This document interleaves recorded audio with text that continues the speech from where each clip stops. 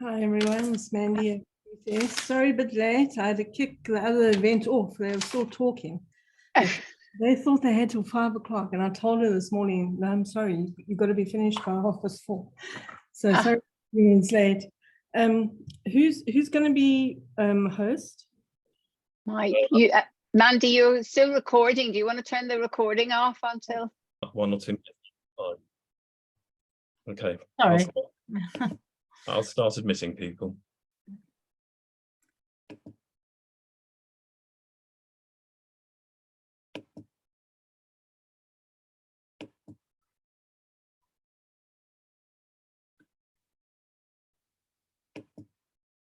Just putting everybody on mute. So if you want to come off mute, Miriam and Charles and Mike.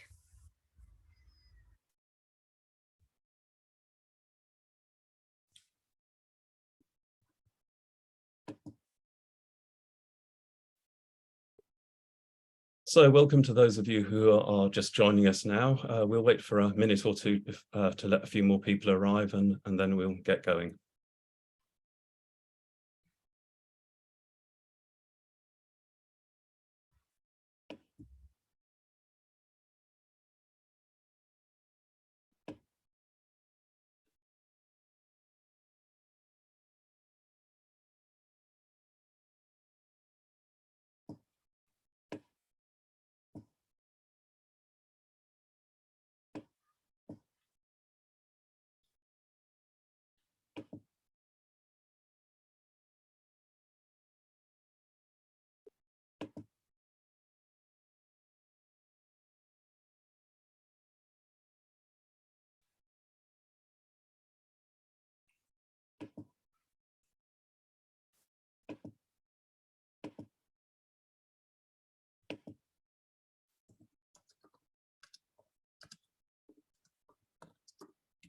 Okay, welcome everybody.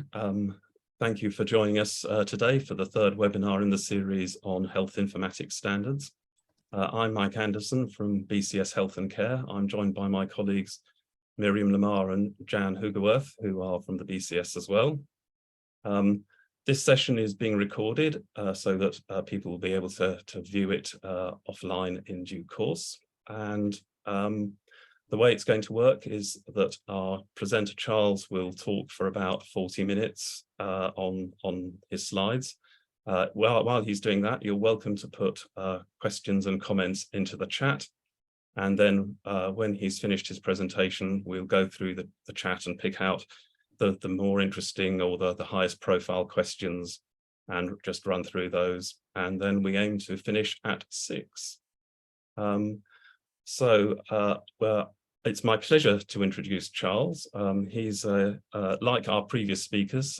He's an eminent doctor.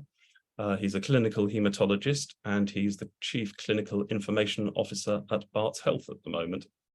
So I think it's over to you, Charles, and thank you very much again for agreeing to give the talk. So thank you very much, Mike, for inviting me, and thank you to PRSB and the British Computer Society in welcoming me. I am, as you can see, an older person, and I go back to a time when, frankly, the only sort of electronic aids we had were calculators. And I've seen an astonishing change over my lifetime in the way that you can process data. And it's made an amazing difference to the human race in all kinds of ways, both good and bad. And obviously the effect in health has been to make it possible to link data about the phenotype, in other words, what I am and who I am inside and so on, to very structured data produced in imaging or laboratories or around people using an electronic health record. But to make that work really, really well, at least at the moment, the data has to be structured, has to be standardized. And as an example of very, very simple is my title slide, which I've asked the question, is this a record? And all of you will know that that's a very ambiguous question. There's no simple way of answering it with the information I've given you. And that, of course, really matters for health. If I put in some ambiguous statements in my electronic health record about a patient, then to use that data to get to a diagnosis, get to some meaningful information, and then to share that data with the individual is impossible and possibly dangerous. And so thinking about the language of health is a really important part of our day-to-day mission. Let's see if I can move the slides on.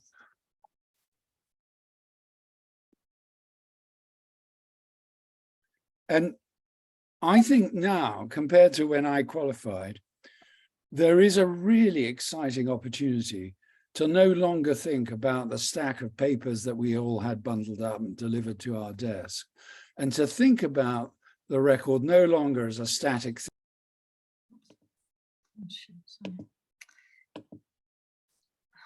Charles, we seem to have lost your sound. There we go. I hope I'm back again.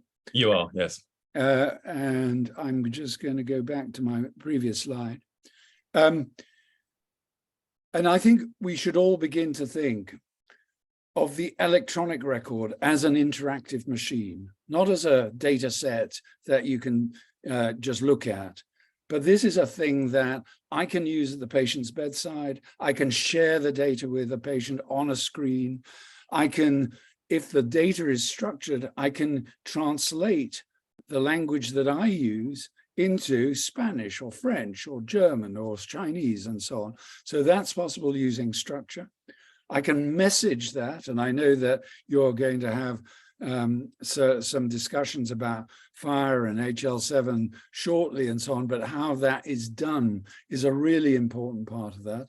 And the reason that matters so much for you as individual citizens or as individual patients is you want to be able, I am sure, to use that data to maintain your own health and to look after yourselves and to avoid going to hospital if you possibly can.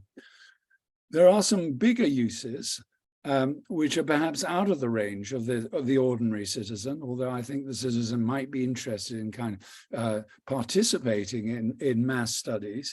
But aggregating the data into a record for population health measurement is a core aim for us. And to also, if you like, merge that thinking into how you use those data, real world data, for research purposes and to benefit humankind.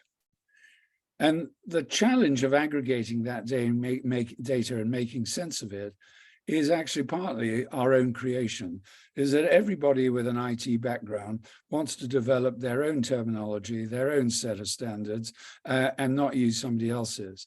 And so within all our systems is an extraordinary explosion of different standards. And I'm sure that one of the things that BCS and PRSB is about is saying, hey guys, slow down. Use a common set of standards. Use that for your benefit as a healthcare practitioner or as a data scientist, and also with your patients. So that's a very important part of thinking about health.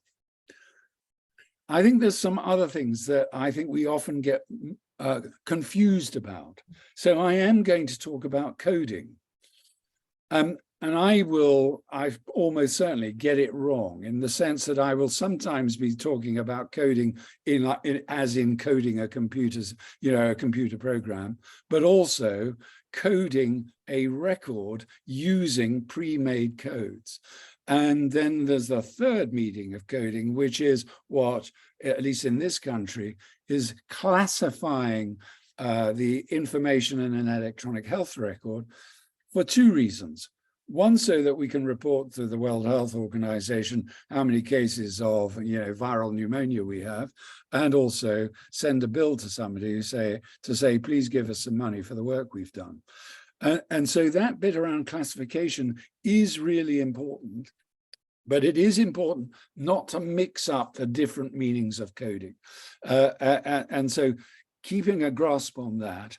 And then the bit around content of a record, which needs standards and methods which are really well exemplified by HL7 standards, HL7 FHIR, to be able to switch data from one application to another at speed and in real time. That's a crucial bit about the content.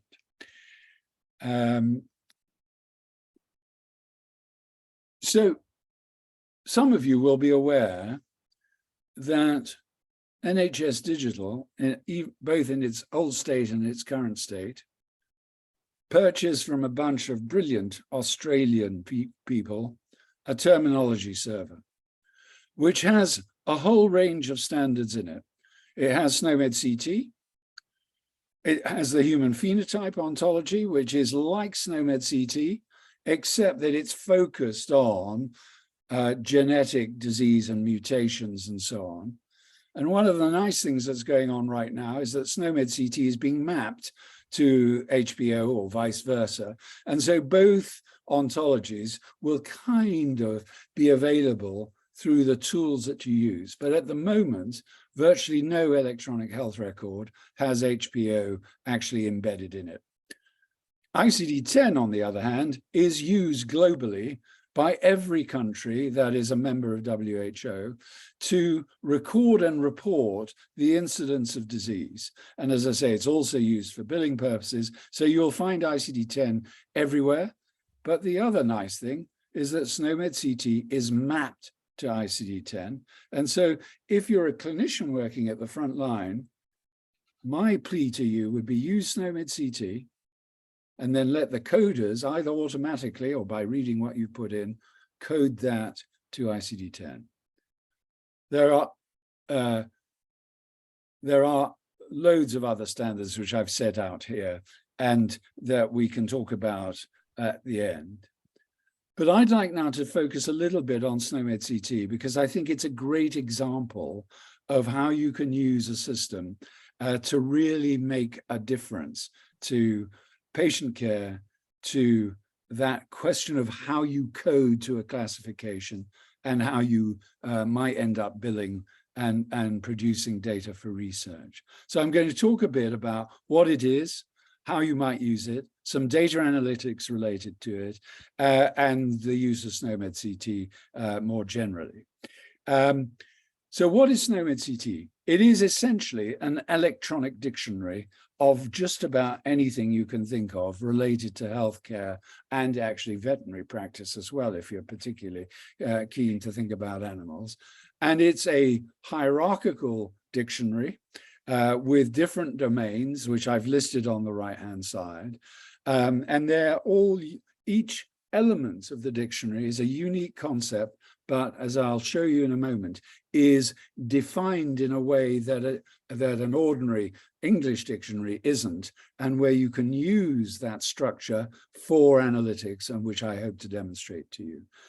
The other bit, and it sort of refers back to my starting slide, is it's polyhierarchical. In other words, lots of things relate to other things, and you can use the graph functions of SNOMED CT to make new discovery by exploring the graphical relationships using AL2 concepts, which is the underlying descriptive logic that underlies SNOMED CT.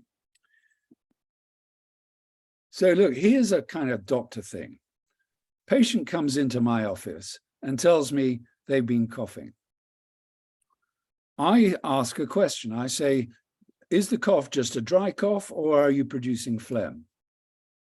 Then I say, and have you coughed any blood up? I might equally add some other questions saying, have you been short of breath? Have you had fever? Do you feel worn out? The set of questions I might ask in that interview with a patient are endless. And the reason I do that is that I've got to put in my little brain all of that stuff together and to create a diagnosis, something that I can explain to the patient, this is what's happening to you, and these are your options to make you better. And we can codify that. So here's me using that coding word again, but I can codify that in the record to help me get to a diagnosis. and also to use that data for benefit for that patient I've been talking to in a number of ways. And I'd like to start by essentially explaining a little bit about the machine readable concept model and some of the structure of SNOMED. So in the machine readable concept model, we can use the domain function that I showed, but also begin to think about the structure of each concept in relation to the attributes that that concept has and the values that that concept might have.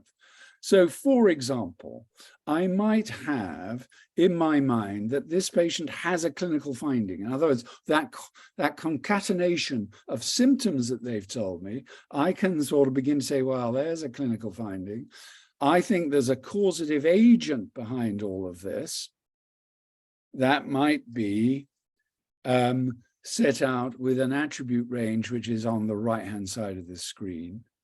And you'll see that in the definition of the attributes that I'm allowed to use in SNOMED, I can generate 98,577 possible diagnoses related to the finding that I've got in my mind, a causative agent.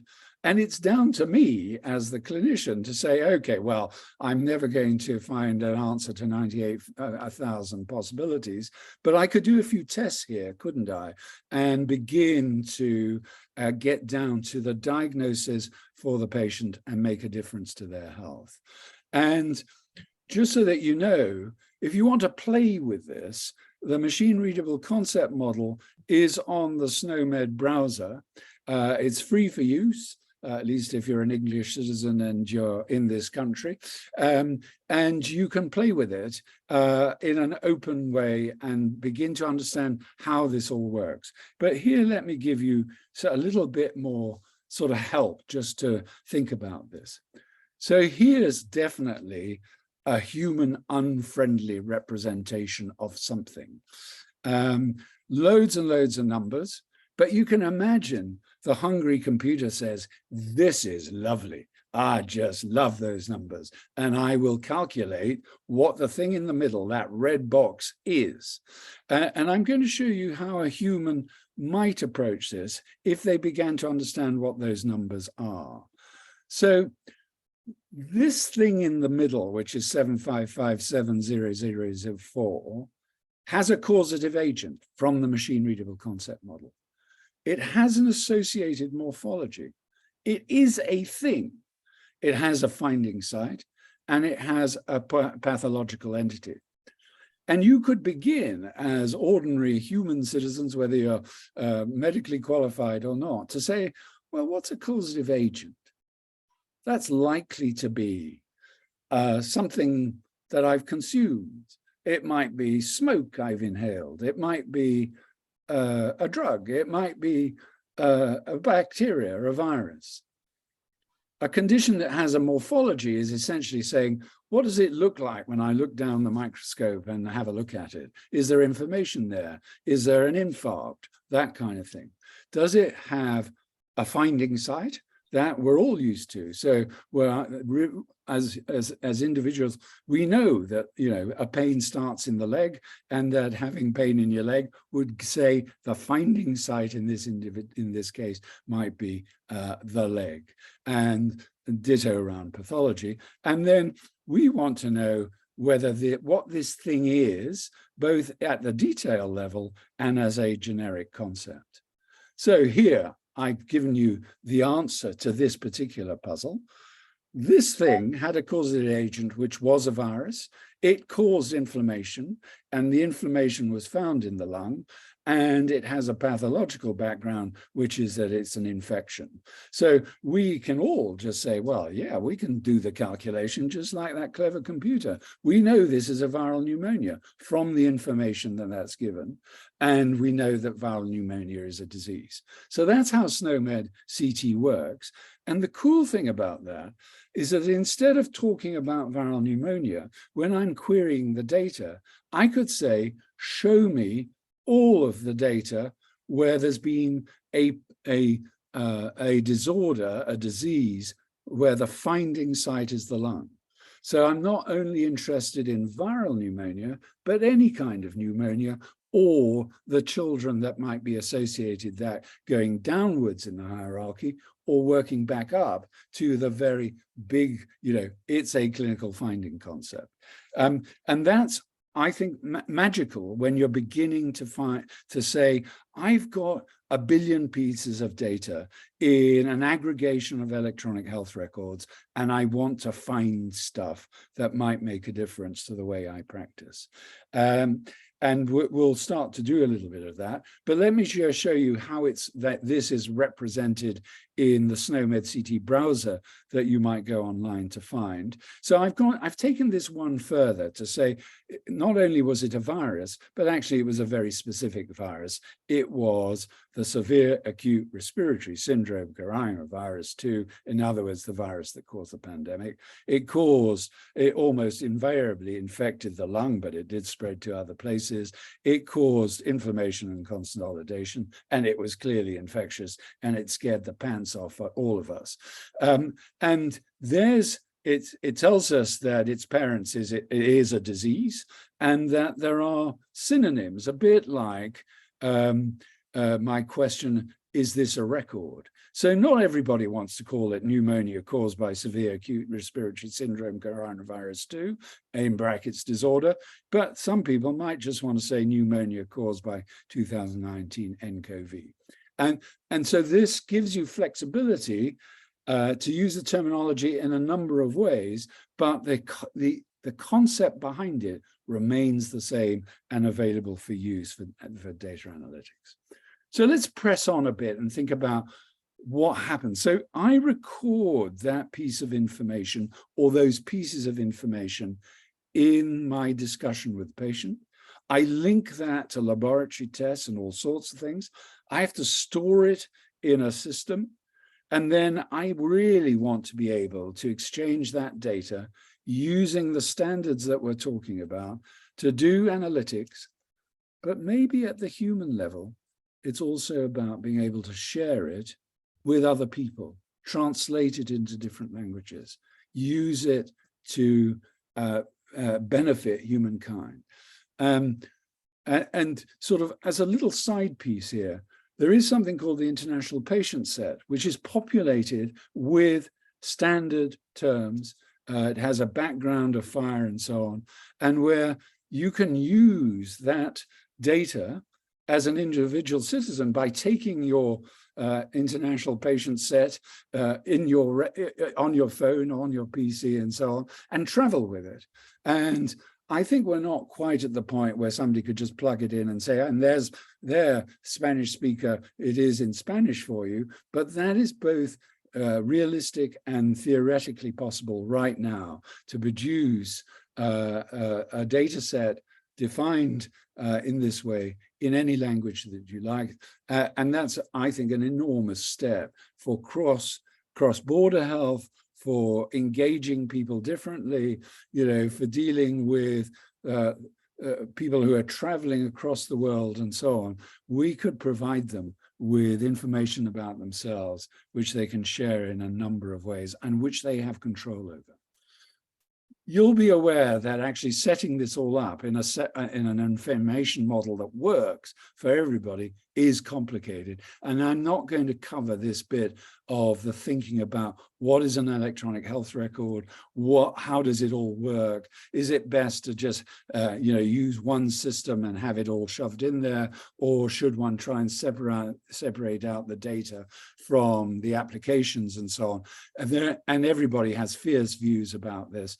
And I think that's part of what this seminar series is about, to develop those ideas and to enable you, if you're data scientists and developers, to create things of value that others can use in their systems and so on. But that's the opportunity to make this set of things all linked together so that the exposures that we all have in our environmental lives, our social determinants, our family history, and therefore our genetics, lead to a lesser or greater risk of a disease in the problem list, and we can begin to do those queries and say, if you've recently traveled from Bangladesh to the UK and you eat a European diet and you make a considerable weight gain, what is your risk of developing cardiovascular disease and diabetes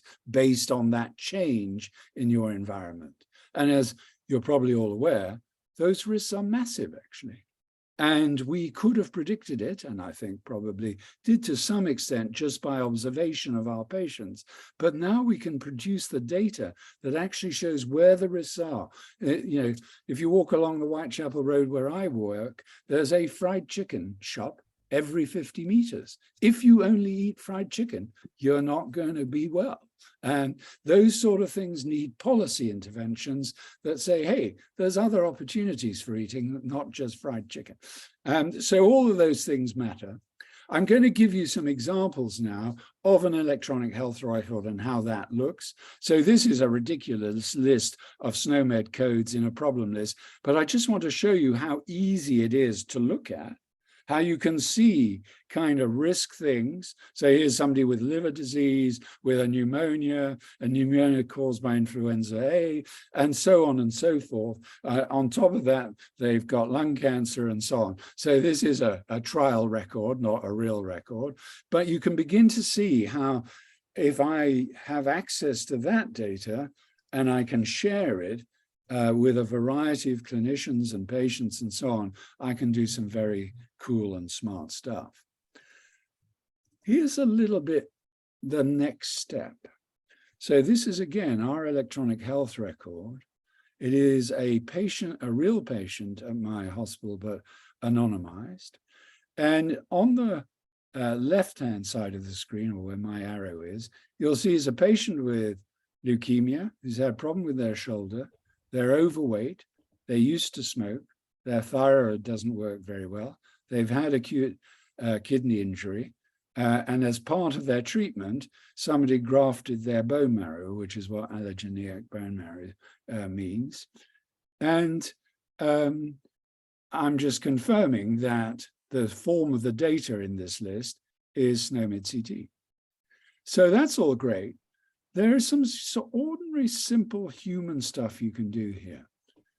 This patient has a BMI greater than 30.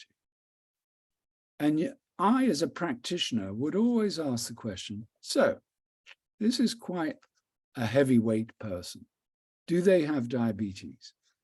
There's no diabetes in this list. So I'm holding that in my mind. You can see in the middle here a blue thing that says at the bottom, East London patient record. And this is one, I think, of the brilliances of structured data in a record and the ability to share it using a health information program based on standards. So it doesn't matter what the standards are. As it happens in this particular example, it's either ICD-10 or SNOMED CT, but I can share that problem list with the GP who sees it in their EMIS or their TTP record, and I can begin to see their problem list. And in this particular example, I've taken the display of allergy information. And as you can see, not only does it tell me that the patient does have a reaction to flucloxacillin, which, by the way, is a form of penicillin, but there are some other either reactions or unpleasant uses of antibiotics, which the patient doesn't particularly like. Penicillin does appear, and also there is a listing here which shows that, which identifies which record this comes from. So I'm beginning to be able to say, there is standard use of data in the different health records. I can tell this is an entry from the GP, which is the medical center, the ones ending MC, or it's from Bart's Health. And I can say with some pleasure that both the GP and ourselves think the patient's allergic to penicillin. That could save their lives. So that's a really important part of the standard use. But to return to my question about diabetes, here is my view of the GP prescribing using these standards and looking at the drug list, the medication list that the GP has done. Hey, and whoa, all sorts of really useful things for hospital practice. This patient has been vaccinated for COVID-19. If you've had a bone marrow transplant, that is pretty critical information to know. And whoa, look, this patient is using Freestyle Libre sensor. Now, you may not all know what that is, but basically it's a tool for measuring your blood glucose all the time. And this patient does indeed have diabetes because they're using insulin, they're on metformin, they use glucose sticks and insulin needles and so on. And so the absence of diabetes in the hospital record is because somebody hasn't bothered to add it to the record because they're hematologists and they only think about hematology. And so that's just real practice. And it exemplifies both the value of standards because I can see the data that the GP is using, and equally, the GP might value some of that information from the problem list about the fact that the patient has had a bone marrow transplant and so on. So this is really beginning to turn into something. And you can imagine as we begin to use patient portals, the ability to log onto that and say, oh, that's really nice. I can see that for myself. I can remind the doctors at the hospital that I have diabetes, and all of those sort of nice things begin to happen. There's another nice tricks. Once you've got structured data in the record, you can link it to a whole set of resources out in the interweb. And here's one where we're linking a SNOMED code through to Medline clinical search using the info button structure function. So if I press info button, it opens this window and I selected the info button against retinopathy for type 2 diabetes.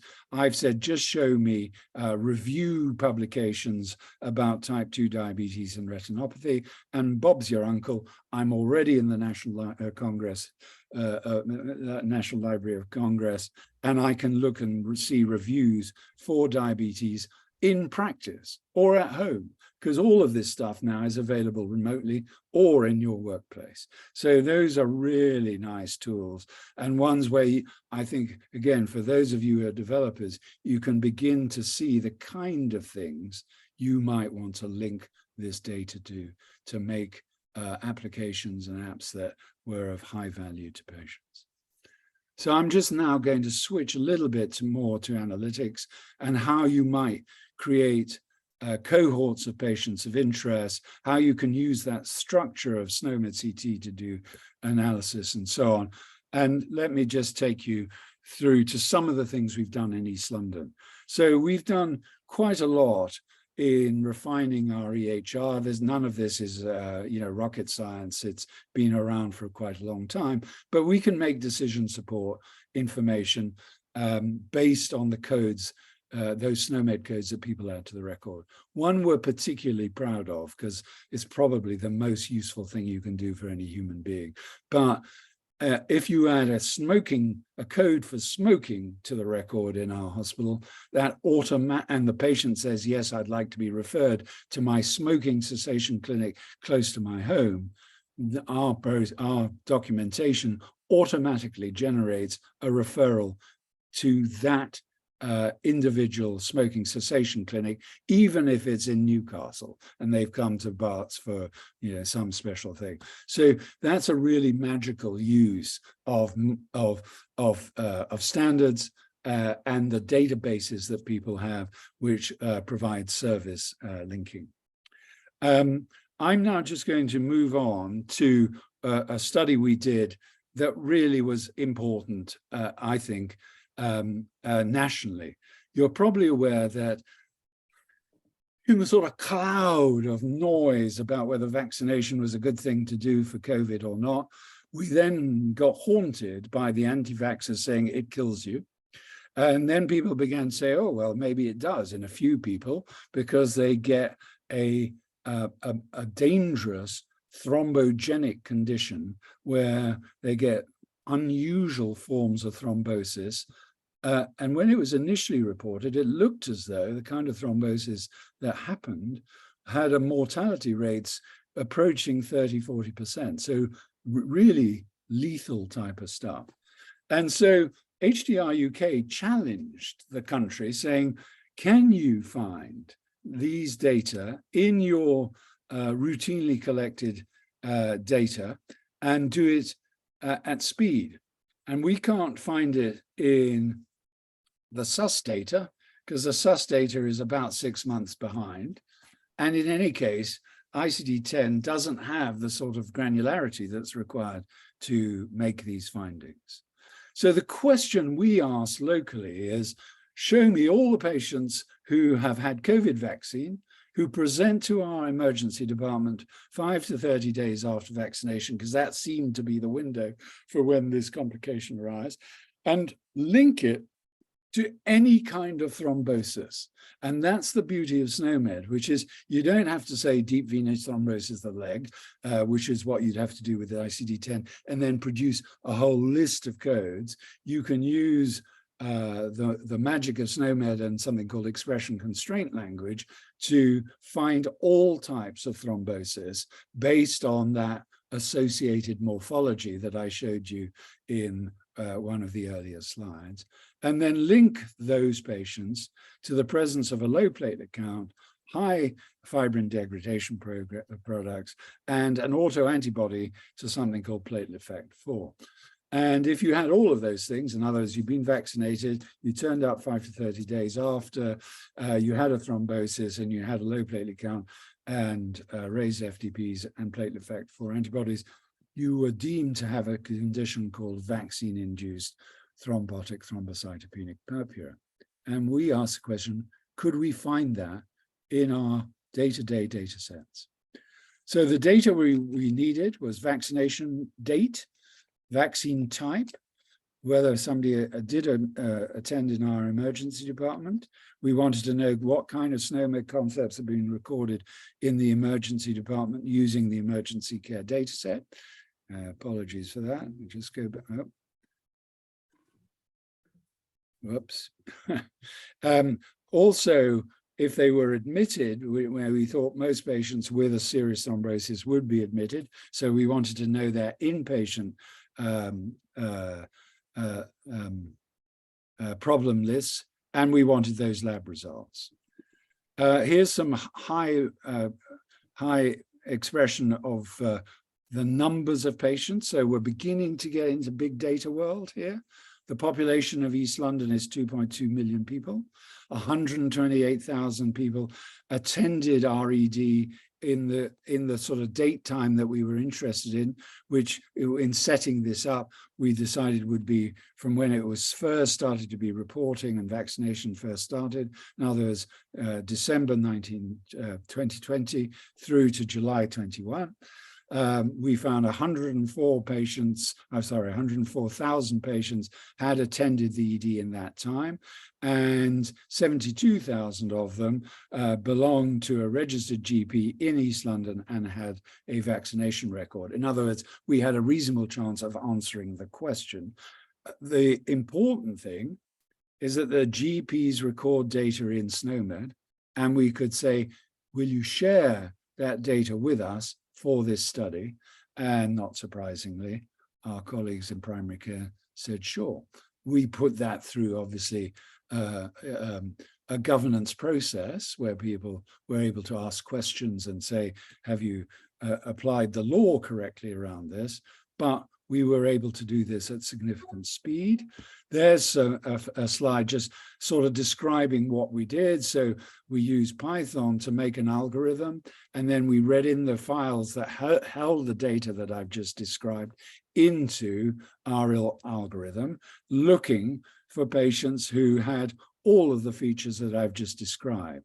And so this shows the kind of thing that we were doing. So in our long list of 72,000 patients, all of whom had at least one, but in many times, several SNOMED codes and so on, we began to say, okay, can we find those thrombosis codes? Can we link that? Can we go up and down the hierarchy to classify them into thrombosis disorders and so on? And can we filter them to patients who have got a low platelet count, the fibrin degradation products which show that thrombosis is occurring, and have positive antibodies? And here's the outcome. So at BARS, we found 2 patients with that disorder just using data analytics. We found something like 25 where we thought it was quite likely that that might have been the background. And we found 220 where there was a possible chance, but we thought it was unlikely. And we knew that we had 5 definite patients. So you might say, well, what's the point of that then? You knew already you had some, and your hematologists were better at finding them than you were. The point, of course, is that we can explain that discrepancy. I told you the data set and the fact that the patients that we were looking at data-wise were only patients registered in East London. And because we're a tertiary centre, we had 3 patients who came from outside East London. So we knew that and we could explain it.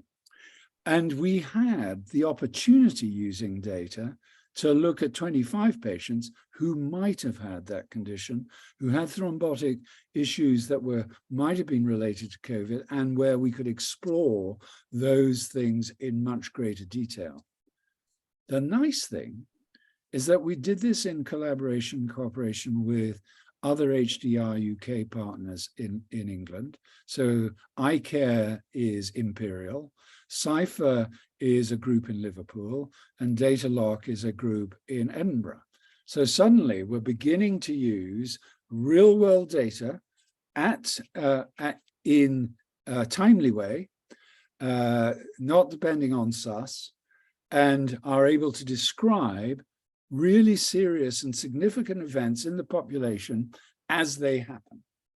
And we ran our algorithm on real data on a daily basis for about 6 months following the end of our study.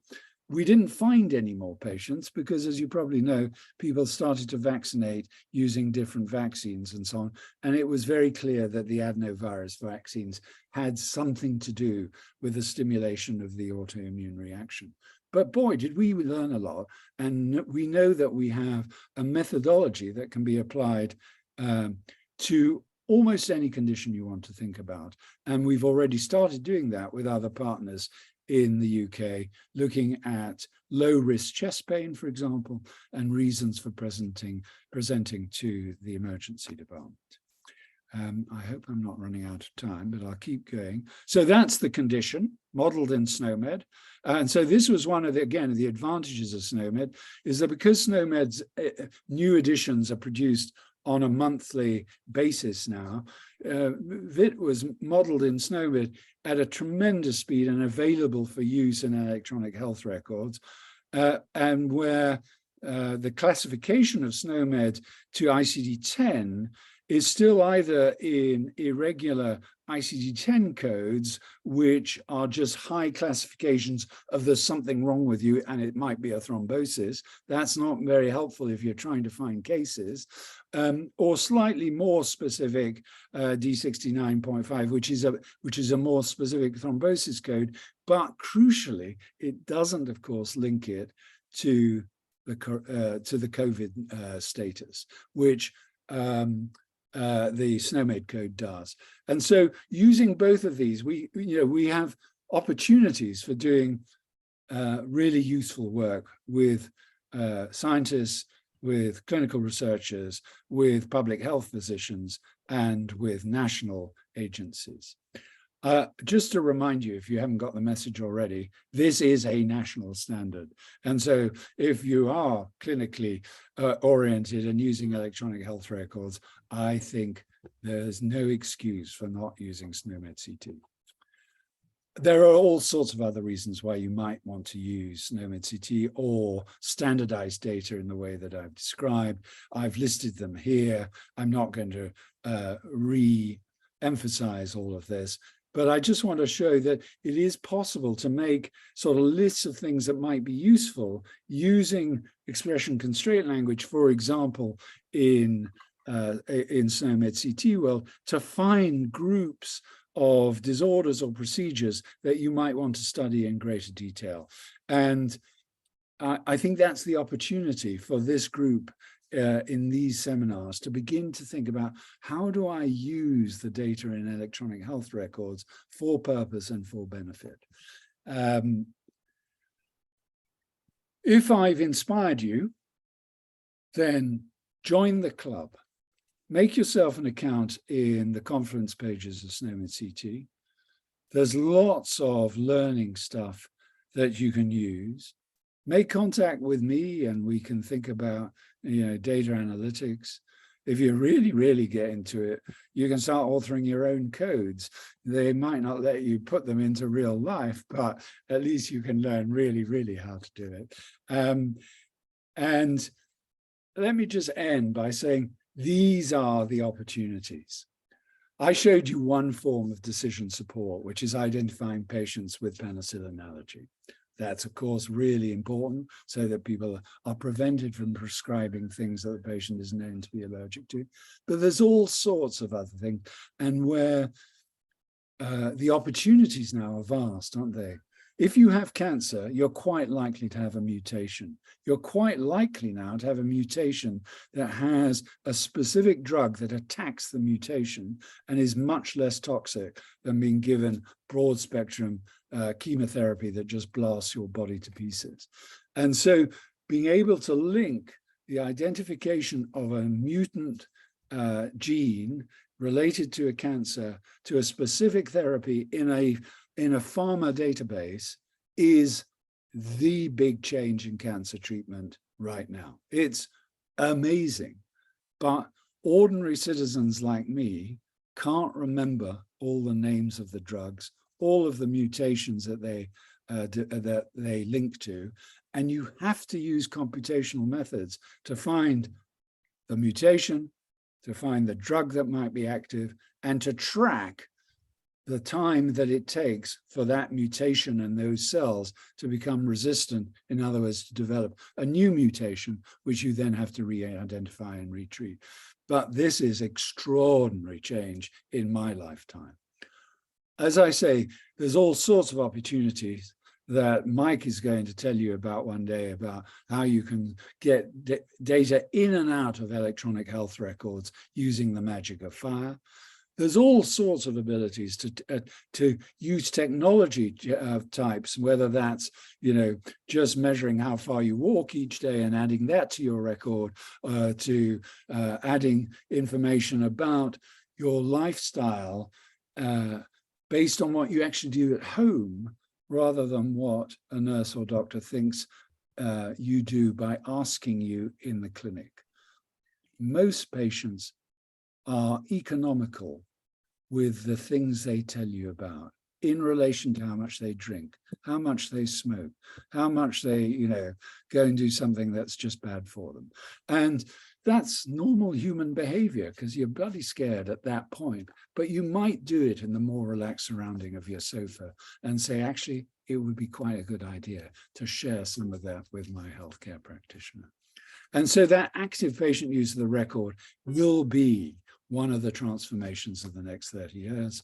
I think I've already told you how exciting the real world data research ideas are. And one last thing, if any of you work in a university and are teaching students, then teaching them about standards, teaching about the meaning of coding, how to use an electronic health record is one of the things that's missing in health education today, and is one that we need to address with super urgency, given that we've had EHRs for something close to 50 years. We're still not teaching people how to use them, and that we need to deal with. So I'm going to end there and open it for questions. I'm not too late. I think I've left myself 12 minutes to answer questions. So over to you.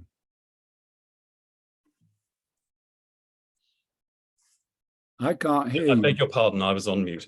Charles, thank you very much indeed. I think we've all been extremely privileged to hear that. That was sensationally good in my view. And I think that was very, very worthwhile. You've generated lots of questions, as you might imagine, in the chat. I think we're going to have some difficulty getting through all of them. But if one of my colleagues, Jan or Miriam, could highlight one or two of them that are particularly striking, that would be great.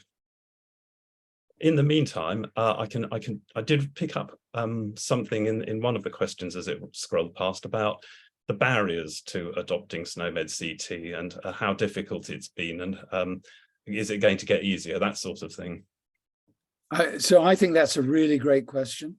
And there is no simple answer. I think part of it is, though, in my sort of plea right at the end, we won't overcome those barriers if we're not teaching undergraduates about data standards, and in particular about SNOMED CT, because it is hard to learn. It is hard to understand, and it's really hard, I think, if you know nothing, to know which of these many concepts you should choose to add to a record.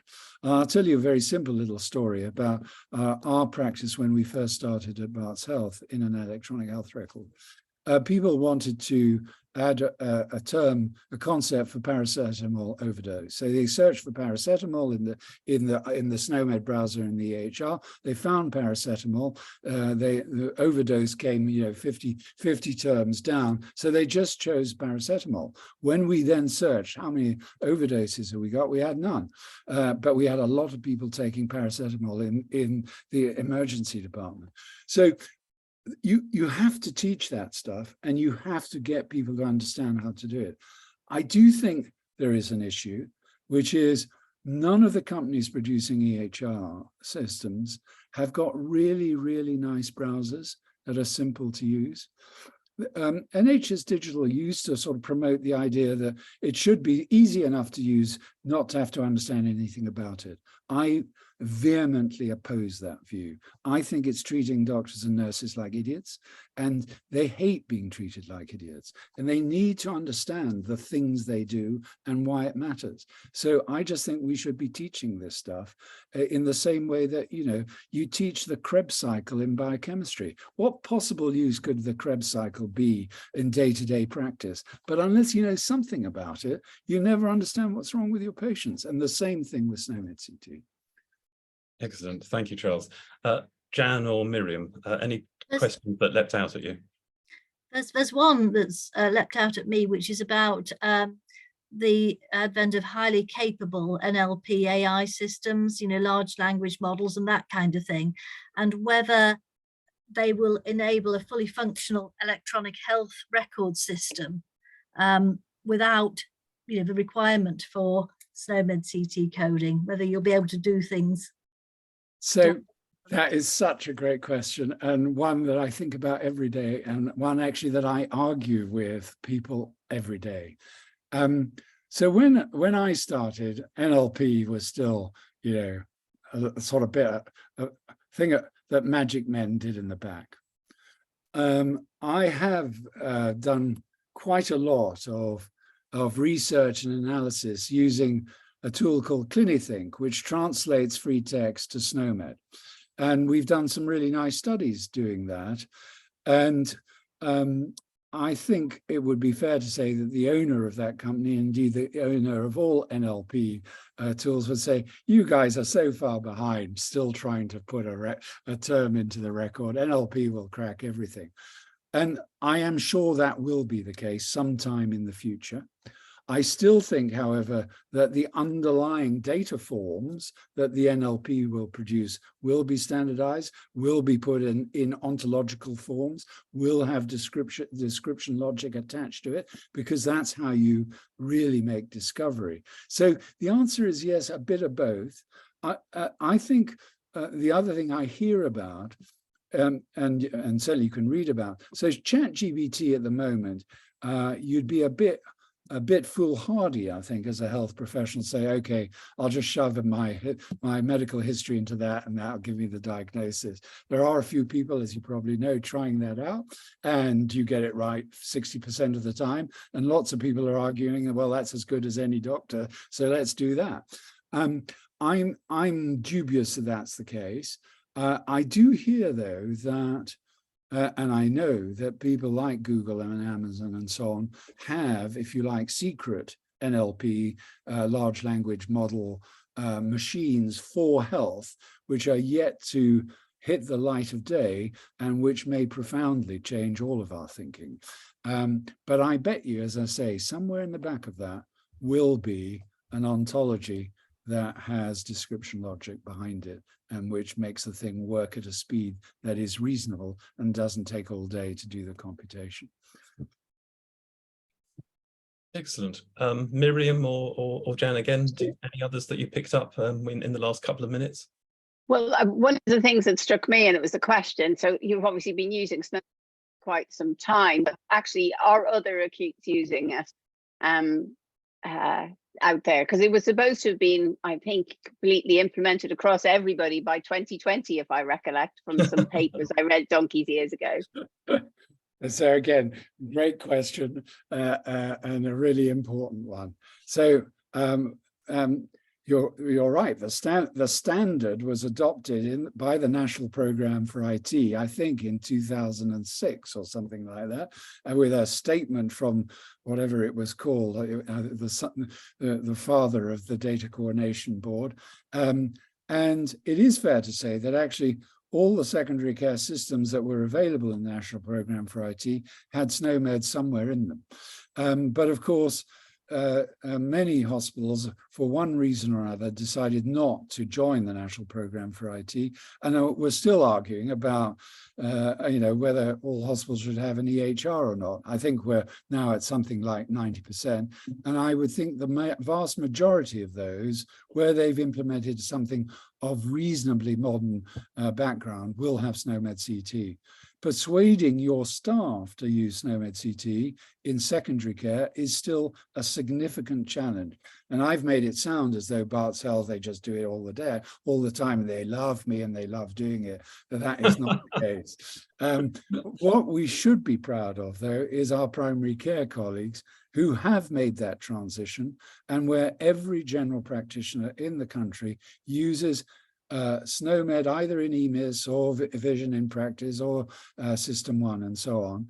And there is an amazing and developing data set related to primary care, which is of potentially massive value of the kind that I described. So we should be proud of ourselves, but there is some way to go in secondary care for universal use and for the universal messaging, amplified by, or where the content of the message in FHIR is SNOMED and so on.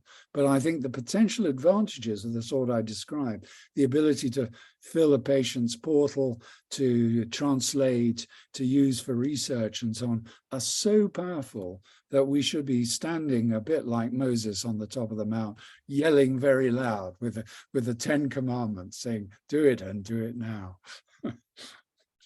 Well, that's an excellent way to round off the session, I think, Charles. The religious analogy. I was also very struck by the amount of chicken outlets on the Whitechapel Road, but that's another story entirely. I think it just remains for me to say thank you very much indeed again, Charles. The comments in the chat about how good this was are numerous and deservedly so. All I need to do now is just to point out that the next session in this series is on the 6th of July, and that will be on FHIR and HL7 topics.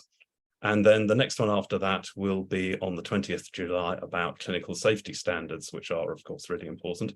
The details of those will be going on to the on Eventbrite and the BCS website very shortly.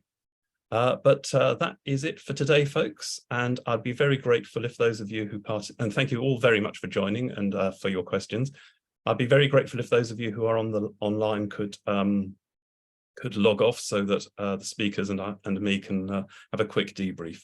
But otherwise, thanks again for participating, and hope to see you on the 6th of July for the FAR one.